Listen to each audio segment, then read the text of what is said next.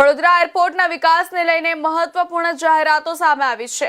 Air cargo facility શરૂ કરવાથી લઈને ઇમિગ્રેશન સેવા, આંતરરાષ્ટ્રીય ફ્લાઇટ માટે hub and spoke model, flying ક્લબના રિન્યુએબલ અને 7 જિલ્લાઓ માટે એરપોર્ટની કનેક્ટિવિટી વધારવા જેવા અનેક મહત્વના મુદ્દાઓ પર નિર્ણય લેવાયો છે।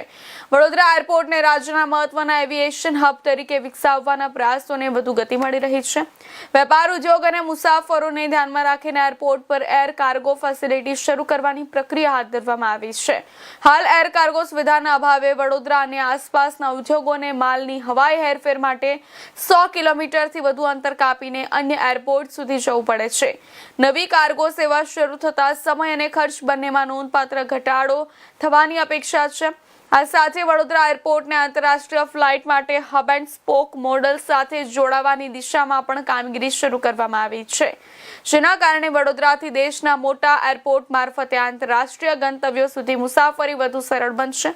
વડોદરા એરપોર્ટ પર ઇમિગ્રેશન સુવિધા પણ ટૂંક સમયમાં શરૂ કરવામાં આવશે। આ સુવિધા ઉપલબ્ધ થતા ભવિષ્યમાં આંતરરાષ્ટ્રીય ફ્લાઇટ સંચાલન માટેનો માર્ગ વધુ સરળ બનશે અને મુસાફરોને મોટો લાભ મળશે। વડોદરા આંતરરાષ્ટ્રીય એરપોર્ટ કે જેની અંદર તમામ પ્રકારની માળખાકીય સુવિધાથી સજ્જ આ એરપોર્ટ છે કે જેમાં ઇમિગ્રેશન, કસ્ટમ, કાર્ગો તમામ ફેસિલિટીની માળખાકીય સુવિધાઓ આપણી પાસે ઉત્પન્ન હતી।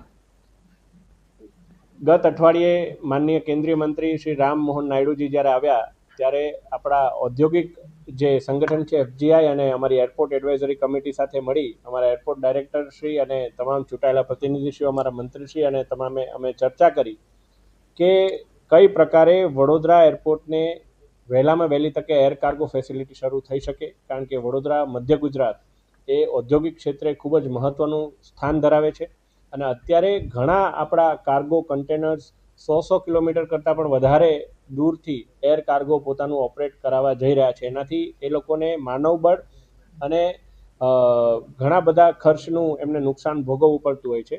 ત્યારે આપને જણાવતા આનંદ થાય છે કે આપણને વડોદરા એરપોર્ટને માનનીય મંત્રીશ્રી દ્વારા પરામર્શ કર્યા બાદ એર કાર્ગો ઓપરેશનની મંજૂરી મળી ગઈ છે અને ટૂંક સમયમાં આવતા મહિનાની અંદર જ આપણે અહીંયાથી એર કાર્ગો સુવિધા શરૂ કરવામાં આવશે।